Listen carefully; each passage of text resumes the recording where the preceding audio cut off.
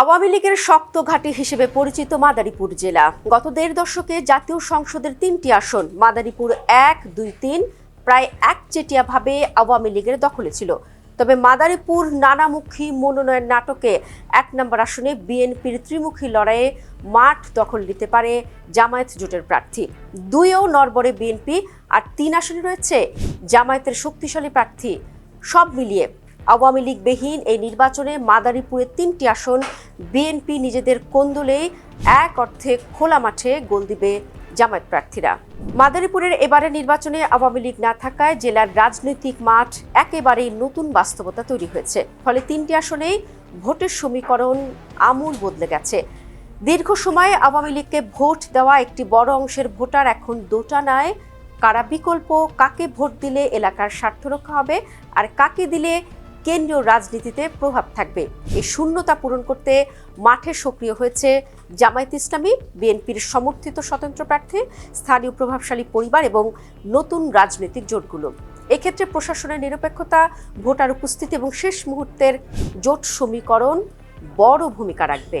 দর্শক, এবারে নির্বাচনে মাদারীপুর ১, ২ ও ৩ আসনে বিভিন্ন দলের ২৭ জন প্রার্থী মনোনয়নপত্র দাখিল করেছিলেন। এর মধ্যে ২২ জন প্রার্থীর মনোনয়ন বৈধ ঘোষণা করা হয়েছে। শুরুতেই দেখে নিতে চাই মাদারীপুর ১ আসনের ভোটের মাঠের কি হাল হকিকত।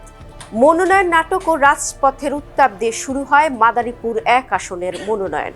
বিএনপি শুরুতে কামাল জামান মোল্লাকে মনোনয়ন দিয়েছিল, কিন্তু এই সিদ্ধান্তের প্রতিবাদে রাজপথে নামেন মনোনয়ন বঞ্চিত সাজ্জাদ হোসেন সিদ্দিকী ও নাদিরা আক্তারের সমর্থকরা। এক পর্যায়ে ঢাকা ভাঙ্গাম এক্সপ্রেসওয়ে অবরোধ করে বিক্ষোভ করেন তারা। কামাল জামান মোল্লার বিরুদ্ধে আওয়ামী লীগ নেতাদের সঙ্গে সখ্যতা এবং একটি ধর্মীয় অনুষ্ঠানে জয় বাংলা স্লোগান দেওয়ার ভিডিও সামাজিক যোগাযোগ মাধ্যমে ভাইরাল হলে বিএনপির হাইকমান্ড তার মনোনয়ন স্থগিত করে। পরবর্তীতে দলের চূড়ান্ত মনোনয়ন পান নাদিরা আক্তার। তিনি শিবচর উপজেলা বিএনপির সাবেক সভাপতি ও জেলার পরিচিত রাজনৈতিক ব্যক্তিত্ব মরহুম মিঠু চৌধুরীর স্ত্রী। মাদারীপুর ১ শিবচর আসনে বিএনপির অভ্যন্তরে চরম অস্থিরতা ও ত্রিমুখী লড়াইয়ে বাজিমাত করতে পারে জামায়াত জোটের প্রার্থীরা। এখানে জামায়াতের নেতৃত্বাধীন জোটের প্রার্থী খেলাফত মজলিসের রিকশা প্রতীকের সাইদ উদ্দিন আহমেদ হানজালা। একটি বিষয় জানিয়ে রাখি, মাদারীপুর ১ আসন ঐতিহাসিকভাবে আওয়ামী লীগের সবচেয়ে শক্ত ঘাঁটি হিসেবে পরিচিত। গত ১৯৯১ সাল থেকে এই আসন বরাবরই ছিল আওয়ামী লীগের দখলে। আর ১৯৯৬ সাল থেকে আসনের সংসদ সদস্য হয়ে আসছেন আওয়ামী লীগের নুরি আলম চৌধুরী। ইউনিয়ন পরিষদের ওয়ার্ড থেকে উপজেলা চেয়ারম্যান পর্যন্ত ছিল আওয়ামী লীগের দখলে। ভোটারদের মতে এই আসনে ভোটে বড় ফ্যাক্টর আওয়ামী লীগের সমর্থকেরা। তারা যেদিকে ঝুঁকবেন জয়ের সম্ভাবনা তারই, আর এটা মাথায় রেখেই প্রচারণা চালাচ্ছেন প্রার্থীরাও। অন্যদিকে মাদারীপুর ২ আসনে মনোনয়ন পেয়েছেন জেলা বিএনপির সদস্য সচিব জাহানদার আলী জাহান। তিনি সরকারি নাজিমউদ্দিন কলেজের সাবেক জিএস ছিলেন এবং বিএনপির রাজনীতির সাথে দীর্ঘদিন ধরে যুক্ত থেকে সাংগঠনিকভাবে সক্রিয় ভূমিকা পালন করছেন। জামায়াত জোট থেকে লড়বেন বাংলাদেশ খেলাফত মজলিসের প্রার্থী মাওলানা আব্দুস সোবাহান। এছাড়া জাতীয় পার্টির প্রার্থী মোহাম্মদ মহিদুল ইসলাম মুহিত হাওলাদার সহ আরও কয়েকজন মাঠে আছেন। একটু জানিয়ে দিতে চাই, কালকিনি কেন্দ্রিক মাদারীপুর ২ আসনে রাজনীতি বরাবরই কিছুটা আলাদা। এখানে দলীয় পরিচয়ের পাশাপাশি ব্যক্তিগত গ্রহণযোগ্যতা ও স্থানীয় নেতৃত্ব বড় ফ্যাক্টর। পাশাপাশি মূল গেম হবে আওয়ামী লীগের ভোটার। অর্থাৎ মাদারীপুরের এই ২ আসন পর্যালোচনা করলে দেখা যায় জামায়াত এখানে সরাসরি প্রার্থী দেয়নি, তারা জোট প্রার্থী হিসেবে বাংলাদেশ খেলাফত মজলিসকে এই ২ আসনে ছাড় দিয়েছে।